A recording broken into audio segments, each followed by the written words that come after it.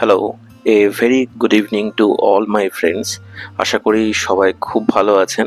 আজকে আমি আপনাদের সঙ্গে শীতের সবজি দিয়ে ট্যাংরা মাছের একটা তরকারি রেসিপি শেয়ার করব।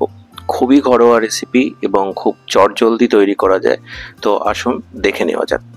এখানে আমি মোটামুটি 14 থেকে 15টা পিস ট্যাংরা মাছ নিয়ে নিয়েছি। দেশি ট্যাংরা মাছ, ডিম ভরা, ছোট ছোট সাইজের বা মিডিয়াম সাইজও বলতে পারেন। এরপরে ওর মধ্যে একটু নুন আর হলুদ মাখিয়ে নিলাম। এরপরে গ্যাসটা জ্বালিয়ে কড়াই বসিয়ে ওর মধ্যে আমি 4 থেকে 5 টেবিল স্পুন মতো সর্ষের তেল দিয়ে দিয়েছি।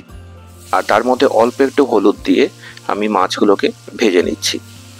একটু তেলটা বেশি লাগবে, 5 টেবিল স্পুন মতোই তেলটা লাগবে। তো আমি একটু ঢাকনা চাপা দিয়ে ভাজছি, কারণ যেসব মাছের আঁশ থাকে না তাদের খুব তেল ছেটকায় আর কি ভাজার সময়, তাই জন্য আমি ঢাকনা চাপা দিয়ে ভেজে নিলাম। তো দেখুন, প্রথম স্লটের মাছগুলো ভেজে নিয়েছি। এরপরে দ্বিতীয় স্লটের মাছগুলোকেও আমি সেমভাবেই ভেজে নিলাম। তো মাছগুলো আমার সবকটাই ভাজা হয়ে গেছে।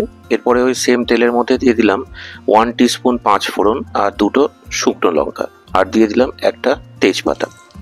এরপরে যে ফুলকপিগুলো ছোট ছোট করে আমি কেটে রেখেছিলাম সেগুলোকে ভেজে নিচ্ছি। তো দেখুন, সুন্দর করে ভাজা হয়ে গেছে। এর মধ্যে আমি দিয়ে দিলাম গাজর এবং কড়াইশুঁটি, আর দিয়ে দিচ্ছি ক্যাপসিকাম আর 3-4টে কাঁচা লঙ্কা, আর দিয়ে দিলাম এর মধ্যে কুমড়ো, একটু কচি কুমড়ো যেগুলো হয় সেগুলোই দেবেন, আর দিয়ে দিলাম পেঁয়াজ কলি, আর এখানে দিয়ে দিচ্ছি একটা ছোট পেঁয়াজকে কেটে, আর দিয়ে দিলাম টমেটো। তো সব সবজিগুলোকে আমি একসঙ্গে দিয়ে দিচ্ছি, আর দিয়ে দিলাম ধনেপাতা। এরপরে অল্প নুন দিয়ে আমি সব সবজিগুলোকেই ভালো মতো করে ভেজে নেব।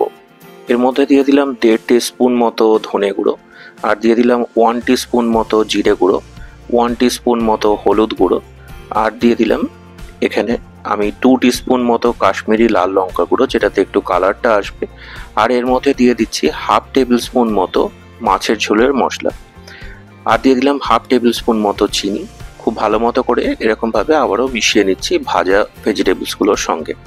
এর মধ্যে আমি দিয়ে দিলাম মোটামুটি 500 ml মতো জল, 500 থেকে 600 ml মতো জল। এবার ঢাকনা চাপা দিয়ে সবজিগুলো সেদ্ধ হওয়া পর্যন্ত আমি এটাকে রান্না করব। এরপরে আমি দিয়ে দিচ্ছি ভেজে রাখা মাছগুলো পরে দিতে হবে।